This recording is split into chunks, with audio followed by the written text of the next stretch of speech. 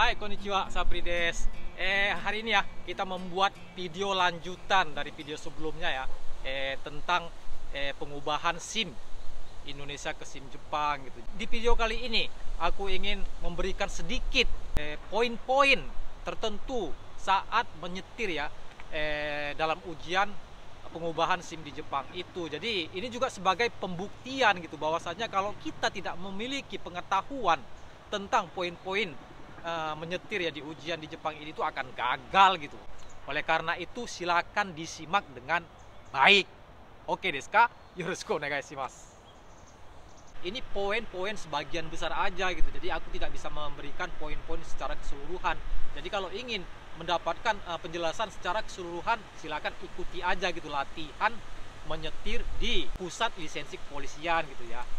Oke, kita langsung aja gitu. Tapi sebelumnya ya, ini hanya sebagai tambahan gitu. Kita harus menunjukkan sikap gitu. Kebetulan aku kerja di perusahaan yang sangat ketat ya dalam safety drive ini. Jadi aku sudah terbiasa gitu. Ejanya menunjukkan sikap keamanan dalam menyetir.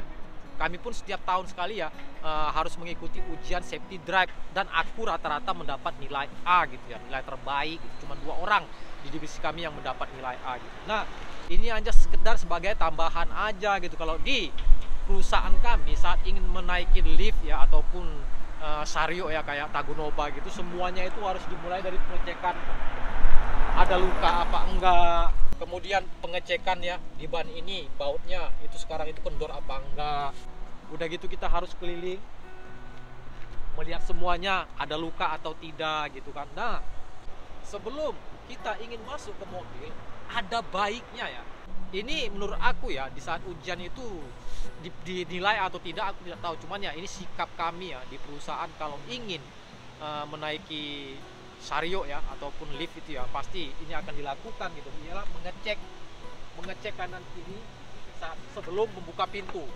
Kenapa? Karena saat membuka pintu kita gini kan tiba-tiba tanpa mengecek kanan kiri ada aja kan, bisa aja gitu kemungkinan orang naik sepeda langsung nabrak gitu. Makanya walaupun di ujian ini belum tentu dinilai, ada baiknya kalau kita memperlihatkan sikap bahwasanya kita itu seseorang yang paham akan safety drive gitu.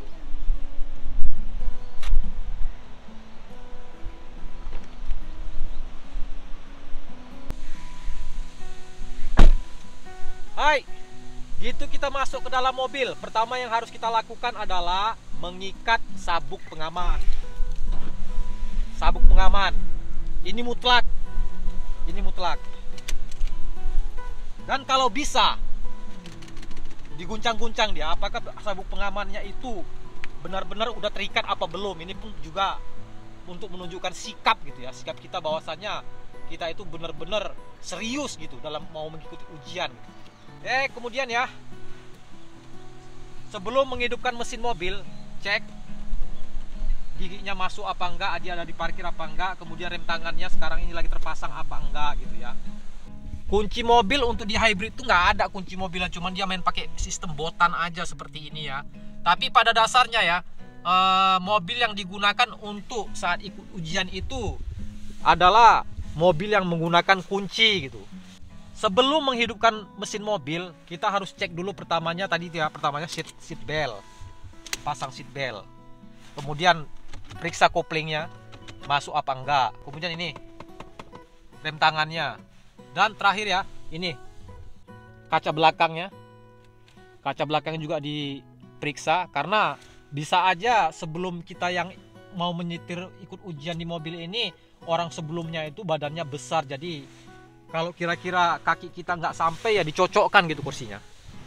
Dicocokkan kursinya sampai apa enggak. Pastikan kita nyaman dulu baru start menghidupkan mesin mobil. Oke, kita akan start ya. Dan dengan pelan-pelan kita akan keliling taman ini sekalian menjelaskan poin-poin yang penting saat ingin mengikuti ujian praktik dalam pengubahan SIM. Yang pertama ya udah kita melakukan persiapan sebelumnya yang tadi aku jelaskan. Nah, sebelum memutar kunci mesin, kita harus pijak rem. Setelah pijak rem, hidupkan mesin. Ini barangkali ya ada sebagian yang tahu ataupun yang ada yang tidak tahu ya. Dalam ujian praktik mengemudi di Jepang itu, memegang setir ya. Memegang setir itu posisinya adalah Juji Jupung. Juji Jupung itu adalah jam 10 lewat 10. Ini dia jam 10 lewat 10. Jadi kalau misalnya kalian gitu mulai start ujian praktik mengemudi di Jepang, megang langsung hilang poinnya. 100 poin langsung disuruh balik dan gagal hari ini. Jangan megang setir satu tangan seperti ini, main pusing-pusing seperti ini, jangan. Ingat, jam 10 menit Juji Jupung. Ini mutlak Juji Jupung, jam 10 lewat 10. Kemudian turunkan rem tangannya, masukkan giginya ke drive, kemudian pasang lampu tangan sebelah kanan. Di sini ya, kakunin pengecekan ini sangat penting dalam ujian mengemudi di Jepang ini. Kakunin di Jepang ini sangat penting, jadi jangan sepele. Yang mesti harus dikakunin, misalnya kita mau belok ke kanan gini kan, yang mesti dilihat tuh adalah pertamanya lihat kiri. Kita harus lihat kirinya tuh harus bener-bener pastikan bahwasanya leher kita itu melihat ke kiri. Jangan cuman itu langsung nilainya akan dipotong gitu ya, akan dikurangi gitu. Makanya gitu kita mau belok ke kanan, kita harus melihat kiri, kanan, kemudian lihat kaca belakang, dan terakhir ya, lihat ke belakang gini, menoleh ke belakang. Ini sangat penting, sangat penting. Jadi jangan kalian ini ya, wah gampang, aku udah terbiasa nyetir di Indonesia gitu, belok kanan cuma ngeliat kiri kanan gini langsung berangkat. Enggak boleh. Harus lihat kiri, kanan, kaca belakang, lihat belakang. Oke. Baru setelah melakukan itu baru kita menggerakkan mobilnya gitu.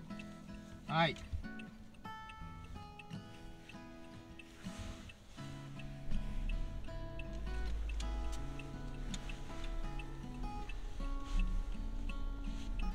Jangan lupa, dalam situasi bagaimanapun harus memegang setir itu dua tangan. Seperti ini kira-kira ya.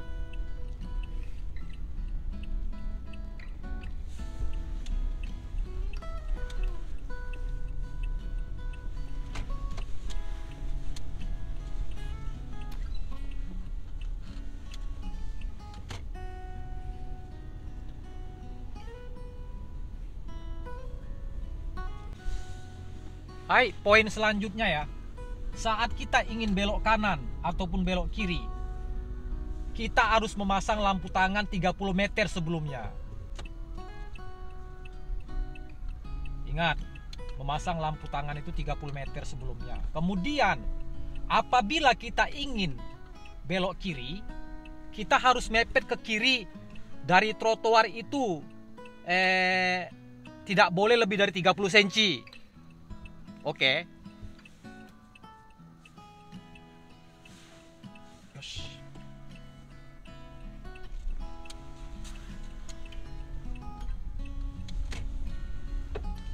Nah, begitu juga dengan saat kita ingin membelok ke kanan. Sebelum 30 meter kita harus sudah pasang winker ya, lampu tangan untuk belok ke kanan ataupun belok ke kiri, begitu juga. Dan saat ingin kita membelok ke kanan harus mepet ke kanan, nggak boleh lebih dari 30 cm. Saat ingin membelok ke kiri, kita harus memepet ke kiri, tidak boleh lebih dari 30 cm. Itu semuanya ya untuk mencegah motor yang menyelip dari belakang gitu, dari samping. Jadi kalau misalnya motor menyelip dari samping saat kita ingin belok kiri, itu bisa mengakibatkan kecelakaan gitu. Nah, ini sangat penting. Jadi kita harus mepet seberapa? Mari kita lihat contohnya. Ini sebagai tambahan aja ya. Kira-kira saat mepet ingin belok ke kiri, saat mepet ingin belok ke kanan, 30 cm itu kira-kira seberapa gitu ya. Ayo kita lihat. Seperti ini ya. Ini sekarang aku udah mepetkan gitu. Sekarang posisinya mobil itu dari ban sampai ke trotoar itu sekitar 20 cm lah, 20 cm. Sekitar ini juga nggak masalah, tapi masih bisa gitu. Dari trotoar itu sekitar 30 cm kan, berarti sekitar segini. pengawas ujiannya itu dia nggak akan mengukur, cuman dia merasakan aja, oh ini temen ini mepet apa enggak gitu, ini yang ikut ujian ini mepet apa enggak gitu. Semuanya itu akan terlihat dari sikap kita saat ingin memepet, saat mau belok kiri, saat memepet, saat ke kanan, saat mau belok kanan gitu. Ini penting, ini poin pertama, ini poin juga, ini poin penting, ini mesti diingat. Oke. Hai, kemudian ya, saat kita ingin belok kanan dan di lawan arah itu ada mobil, kita harus mempersilahkan dia duluan dulu gitu, lewat. Jadi walaupun dia agak jauh gitu situasinya, sebisa mungkin ya, mereka itu adalah yang memiliki hak duluan untuk lewat gitu. Makanya harus ditunggu gini, seperti ini gini. Seperti itu ya, ada urut tomare gitu. Jadi kita harus berhenti, ichijiteshi. Nah, saat ichijiteshi ini, pastikan bannya itu berhenti dan kita harus kakunin juga seperti yang tadi. Kakunin kanan, kakunin kiri, kakunin kaca belakang, kemudian menoleh ke belakang. Ini sangat perlu. Kemudian kita belok. Setelah belok, jangan lupa habis menyetir apa segala macam, tetapkan tangannya itu di posisi jam 10 lewat 10 menit. Ini nggak boleh lepas. Kalau lepas tangan jadi tangan satu, langsung akan dianggap gagal gitu ujiannya ya. Udah gitu pastikan ya, nyetirnya itu jangan goyang-goyang, jangan oleng-oleng, jangan kayak gini kan, karena gemetar gitu kan. Ini nggak boleh gitu. Ini juga bisa jadi pengurangan gitu. Sebelum kita belok kiri, kita perkirakan 30 meter sebelumnya itu kita udah pasang lampu tangan seperti ini ya, wingka. Dan kita langsung mepet ke sebelah kiri gitu. Saat ingin belok kiri, kita mepet sebelah kiri dan pastikan ya, kakunin leher, perlihatkan ke kanan, ke kiri, kaca belakang, lihat belakang, baru bergerak belok ke kiri.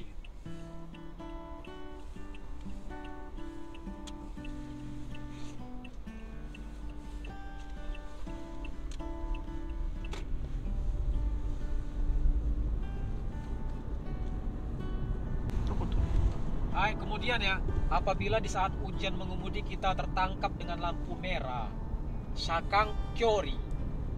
Sakang kyori itu adalah jarak antara mobil kita ke mobil ke depannya itu ya. Kita harus menjaga jaraknya gitu. Nah, kira-kira seberapa jaraknya mobil kita sama mobil yang di depan kita gitu.